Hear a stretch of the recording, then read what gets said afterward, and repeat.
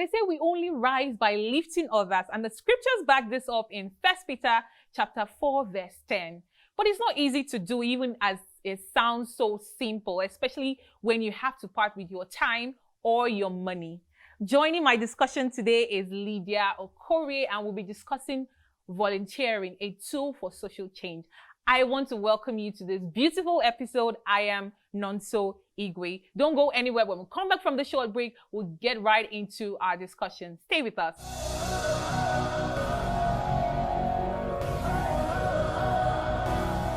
Welcome back. This is Catholic Faith Forum, and I'm Nonso. And joining me here today is Lydia, and we'll be discussing volunteering, a tool for social change. Welcome, Lydia. Hi, Nonso. How are you? I'm very well. It's been a long time. Yes, it has. So you're a volunteer. So what sector do you volunteer in?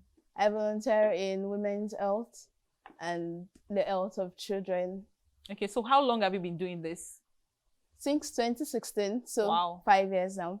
So how has it been for you? It's been interesting and an eye-opening encounter, really. Okay, so can you share one of the experiences you've had? Yes, I can. Okay. So I remember in 2017, the NGO I volunteered with at that time, Project Asha, we carried out an outreach where we sensitized women and girls on traditional birth attendants, how to train these birth attendants to have safer deliveries. Okay. Because this community, they do not make use of the conventional hospitals. They would rather go to their traditional birth attendants to deliver their children. So we carried out this training of birth attendants, gave them the necessary tools they would need for safer deliveries. So we're able to talk to another volunteer who gave us her own experience. So her name is Chinazo Umenwobi. Let's watch what she had to say. Stay with us.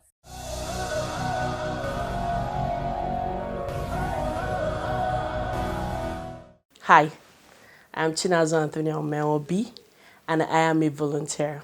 I currently work with 4,000 children and 160 teachers across 5 local government areas in Adamawa and Borno State, where we implement an accelerated learning program designed to help out-of-school children learn while they await inclusion into the formal education system. These children, the out-of-school children, are persons who have been affected by the Boko Haram insurgency, who have been displaced by the conflicts and violence happening in the Northeast, and who have been unable to get back into formal schools. I've been a volunteer for about 14 years. I'm in my 15th year of volunteerism. I started in 2004 when I graduated from secondary school, and I needed something to keep me busy, something to help me give back in some way. At the time when I started, I didn't think about it as volunteerism. It was just something I was doing to fill up my time. But gradually, it became more real to me. The fact that we worked with persons who are disadvantaged to help them seek a means of livelihood, improve their environment, and generally improve their lives. We worked with orphanages, we conducted sanitation projects under the auspices of the Dominican Youth Young Hearts Movement in Gusau, Zamfara State. And this volunteering experience has spanned over 14 years, like I said, and has helped me work in around 30 states in Nigeria and 7 African countries and 2 continents. So it's been a very fulfilling time to give back to the world, my skills, time, and experiences. At first, it was just something I was doing with my friends, and I gradually realized that volunteerism is a natural thing that everyone should be ready to do. It is a way of saying thank you to the world, saying thank you to God for the opportunity, the skill, life, breath, health, everything. And so my motivation comes from the fact that I'm better than someone, and so I should be able to help that person enjoy life, enjoy the world in a more comfortable way. There are a lot of benefits attached to volunteerism, and one of the most important benefits for me is the immediate fulfillment that comes from helping someone, improving someone's life in some way. Then also you also gain soft skills. You learn how to negotiate, you learn how to work with people, teamwork, problem solving, creativity, and all of that comes into play as you volunteer. All of these are things that you gain freely and things that are expected to be in your CV if you're looking for a job. Then also it also provides you with a huge network. I've met a lot of people, very important people, in the course of volunteering. Anyone who wants to build a good network should volunteer. Volunteering provides a lot of opportunities for young people to grow in their career or in their personal life or spiritual life. Provides a lot of opportunities because you meet people and people come with opportunities. It also enriches your life. It boosts your confidence. The mere fact that you can help someone who is in a difficult situation is a huge confidence boost for anyone. It is very therapeutic if you're feeling down or feeling like you have nothing to give to the world. Volunteer. The feeling is amazing. Volunteering is not completely a bed of roses. Like roses, it has its thorns too. So as a volunteer, you'd expect that you face some challenges. In Nigeria, we do not have a structure for volunteering. So I know a lot of young people out there would want to volunteer but do not know where to start. So that's usually the first challenge you would face. Lack of structure, lack of formal platform for people to volunteer. The second challenge that I've seen is the fact that a lot of employers or service providers take advantage of volunteers. So usually volunteers are supposed to get probably an allowance or stipend or transport or something if the funds are available. But some people, because they are volunteers, do not accord them such privileges. So these are the two biggest challenges that anyone venturing into volunteering might face in Nigeria. So there's sometimes you volunteer on a very difficult project or difficult terrain or with difficult people even. But for me, I've always been reassured by the fact that 1 Corinthians 3 verse 9 reminds me that I am a co-worker with God, and God does not get tired of giving back, of blessing us and helping us, so I shouldn't. It's always a huge motivation for me to think about that and remember how important it is for me to keep doing what I do and to keep helping people in their different difficult situations. In 2017, I worked on an orphans and vulnerable children project that catered for children who were orphaned by HIV. I provided nutrition, education, and gender services, livelihood services to these families.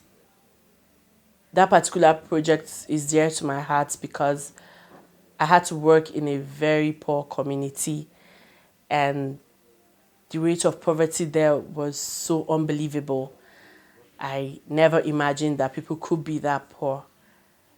And it reminded me that everything we have, everything we own is a gift. And it's a privilege to have all of these things. Not everyone gets to enjoy as much as everyone else. And so it's our duty to ensure that people who have less than we do also have a good experience of life. Hi, I'm Chinazo Umenwobi, and I am a volunteer.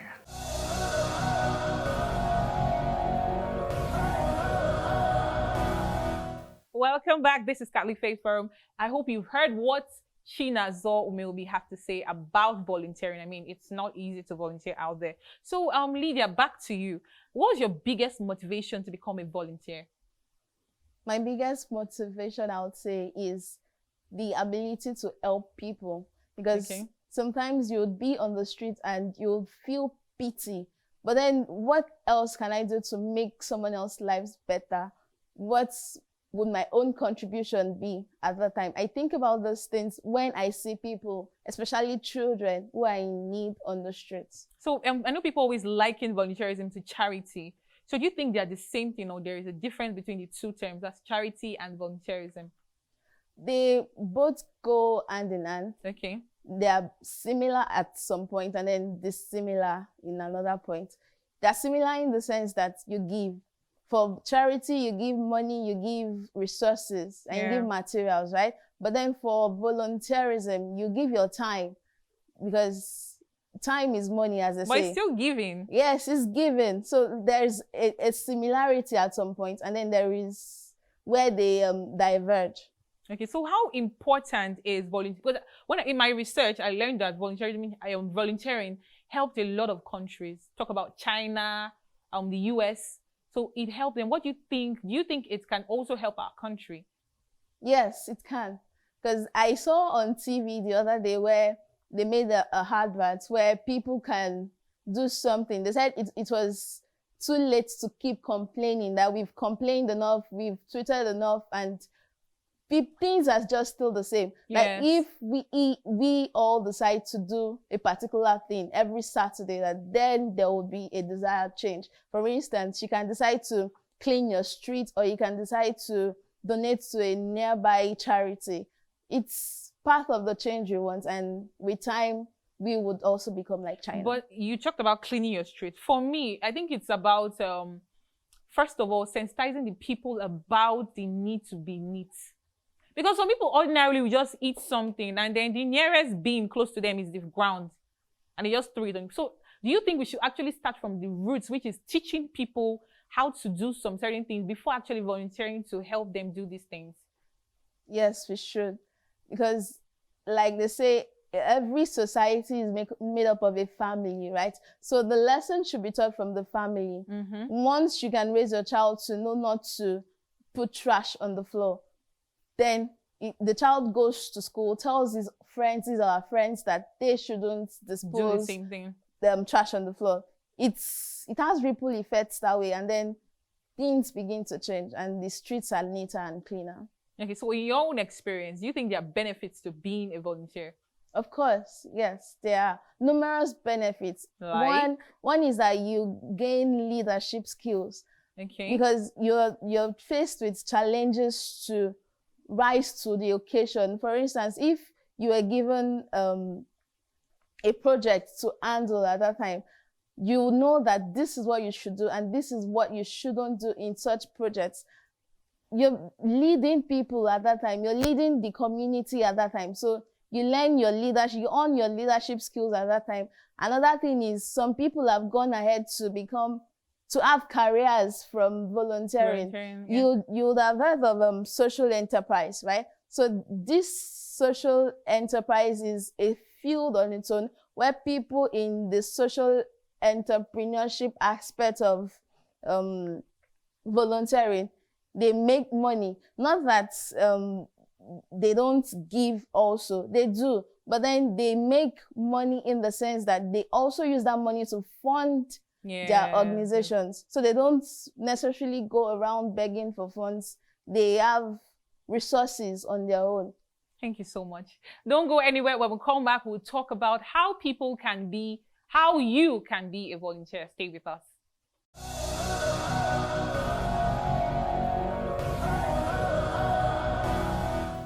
Welcome back. This is Catholic Faith Forum, and if you're wondering what's happening, we're talking about volunteering, a tool for social change. So we're talking about social enterprises. Do you think people volunteer because of what they stand to gain, rather than actually doing it because they want to change the society or the community? Well, I've seen people just go to places just to take pictures that they can post on their social media pages and the rest.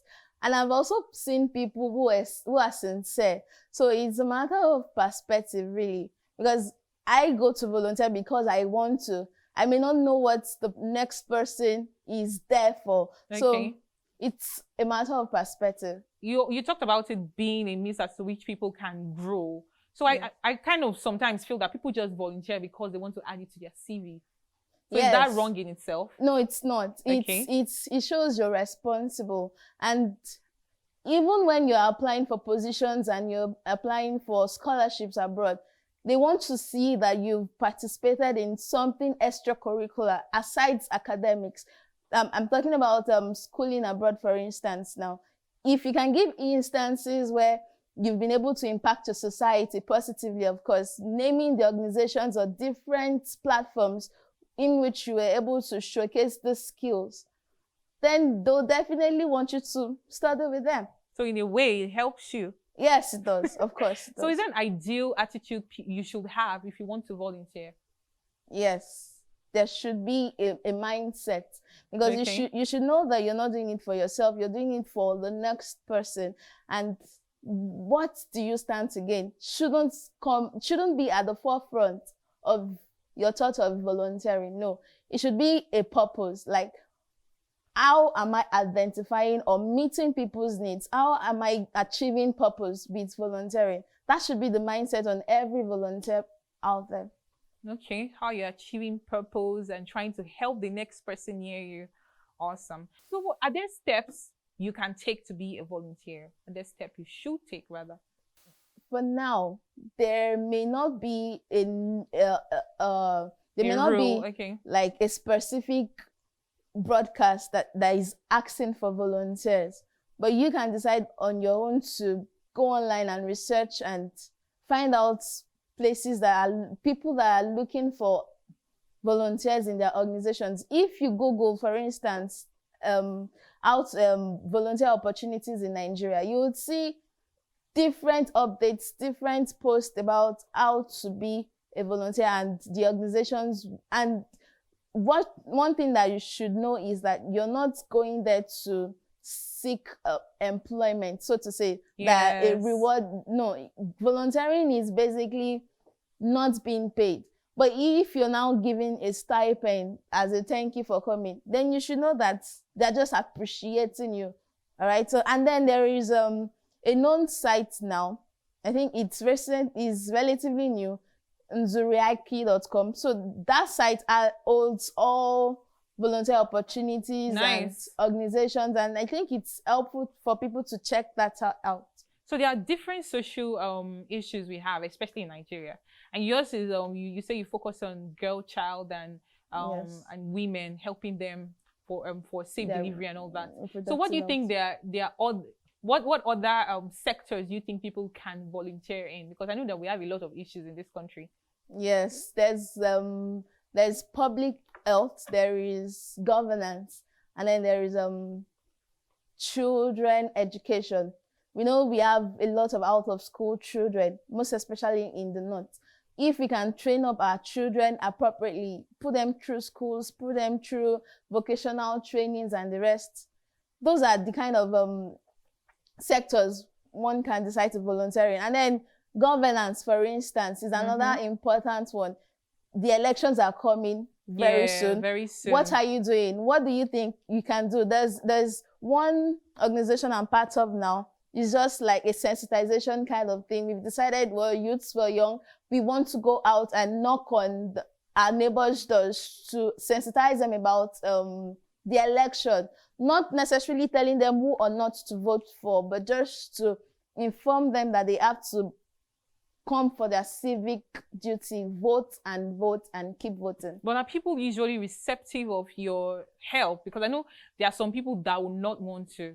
I heard of a story once. A facilitator of mine was giving a story of how he was deployed to Benue State. And when he got to the state, they decided to make a well for the community because they thought it was something that they needed. Instead of them to have to trek all the way to get water. So you just make the well in their community. And then they were not happy in that community.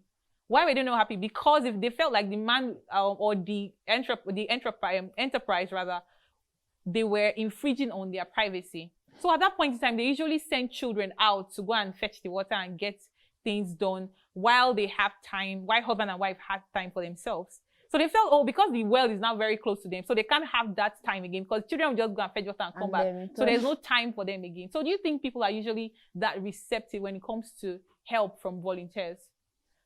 The truth is, everyone that you offer your help to has the choice to receive it or not. Yes. And then there is something we call in social enterprise, there's something you call community entry. You don't just go to a community and decide to help them and say you must collect my help. No, when you go to a community, you meet with their leaders, their community leaders, their stakeholders in the community.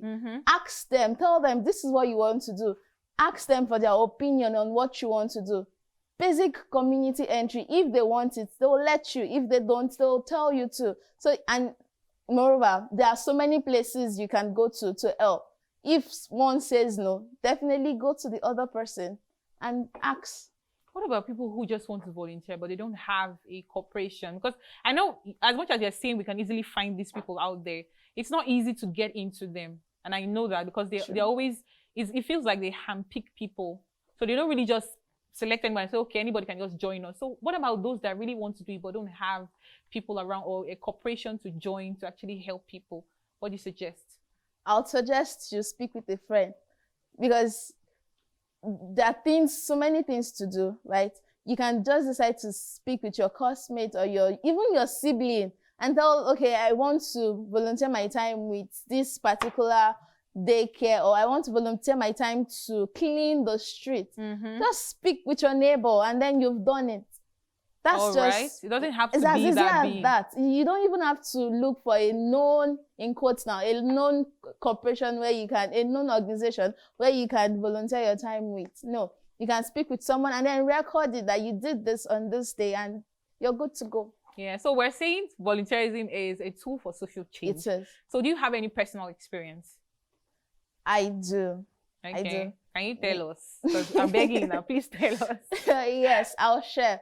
So, like I said, I started volunteering in 2017, and in this community in Shogunro, is close to Makoko in Lagos. I think that's one of the most popular places that people go to volunteer. Yes, Makoko is very popular, but Shogunro is a community just close to Makoko. This community had teenage girls who were mothers. Wow. You'll see someone who is 12, who is 13. And then we went to just give them the basic needs they need to know about teens pregnancy and the rest, and the need for them to finish their schooling, and most importantly, economically empower them. We had to take them through the necessary skills acquisition that they need to be empowered. And a mother at 12, a mother at 13, what would she do with the child? She's still a child on her own. So like she's still basically a child. So we had to just teach them. And the thing is, they suffered from this defect of having prolonged labor. Yeah, because their pelvis is still not very as strong as a 30-year-old woman. So they suffered from that, and we had to train their birth attendants, like I mentioned earlier. So that's one experience I won't forget in a hurry. So have you tried going back to this community, and did you see a change in this community? Yes. In 2018, there was a change, because most girls there were now decide to go to school, now decide to be better, now decide to know more, because people have volunteered their time to be with them, to discuss with them, and make them grow. Thank you so much. This was very beautiful. I think you've touched life. I also had a chance of going to Makoko once. So I volunteered to a school. So I think they were displaced somehow by the storm, and so they didn't have where to school. Wow. So we had to go there, brought things to them, taught them, we played movies for them, and they were excited. And I feel like our guest speaker said, the other guest, that there's this immediate satisfaction you get when immediately you help somebody. And I'm sure you also felt that way. Every time. Thank you. Such a beautiful feeling. Thank you so much for coming, for joining this show. I mean, I Actually enjoyed it. Thank you so much. Thank you. Thank you so much for watching. Don't go anywhere. We'll meet with Collins on Know Your Faith. Stay with us.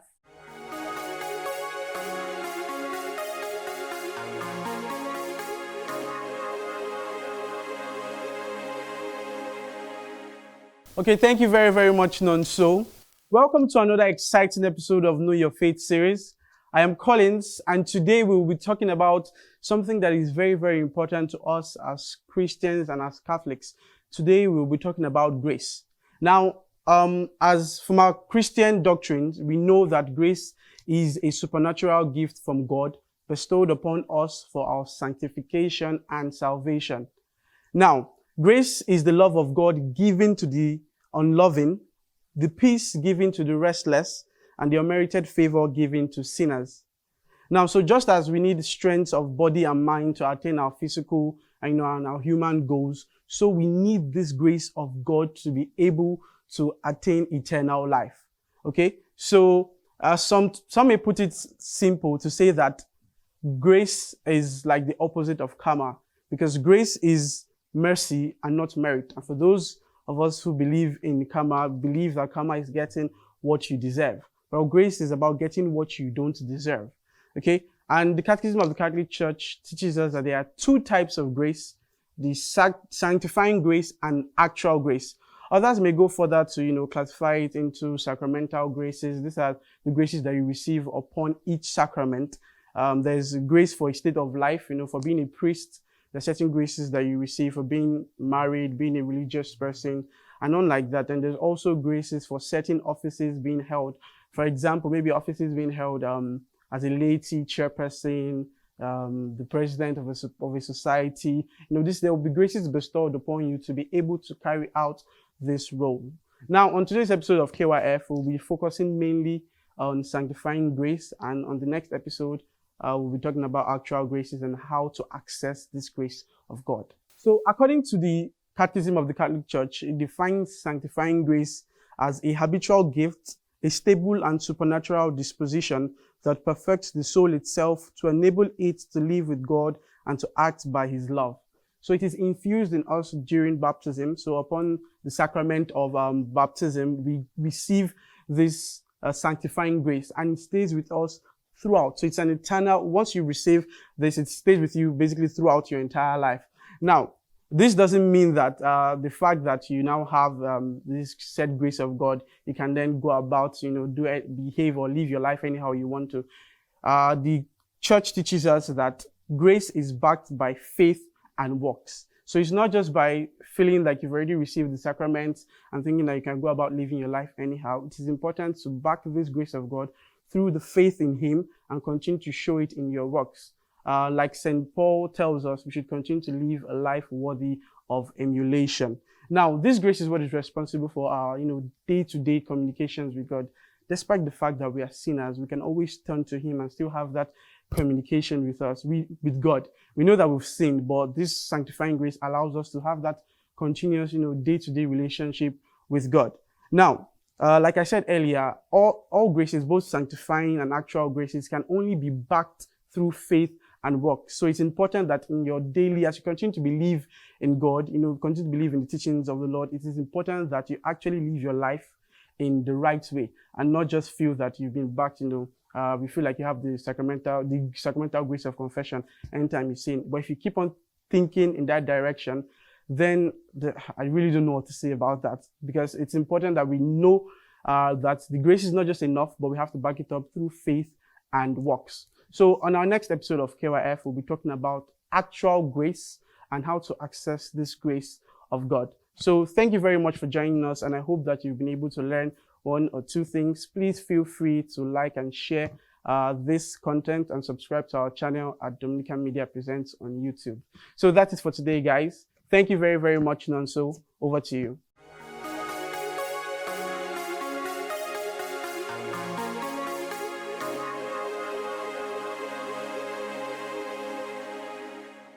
Welcome back. Thank you so much, Collins. Do not forget to watch this episode and other episodes on our YouTube channel at Dominican Media Presents. And don't forget to hit the subscribe button. Also, this is a plea to you to continue to support us by donating to us. And if you want to support and donate to us, you can call the number on the screen and send an email to the email address on the screen. Thank you so much for sticking with us. Don't forget to join our chat room also on Tuesday on Twitter by 7 p.m. with the hashtag CFF chat room. And our question for today is, what steps do you take to help your community? Yes, you. What steps do you take to help your community? Thank you so much. Till I come your way next time, keep being saints in jeans and shirts.